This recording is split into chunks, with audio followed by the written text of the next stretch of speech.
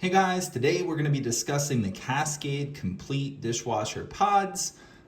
I've recently tried this particular brand and product. I'll show you what they look like here. They're not powdery like some other dishwasher pods, which I like. And so far they haven't been like melty, like I can touch this and not have any sort of gunk on my hands afterwards. That's always nice. One thing I like is the subtle lemon scent to it. It's not anything so overpowering that your dishes come out smelling completely weird, but it's nice. And overall, I haven't noticed any sort of soap scum. It works well on grease. You get in this big container, this is a 2.5 pound container, you get 78 of these things.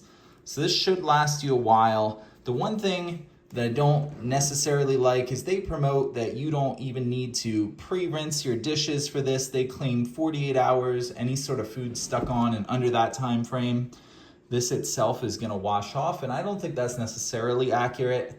But I don't think that's accurate for any of these types of pods either. I think that largely depends on your dishwasher. I always pre-scrub my dishes anyway.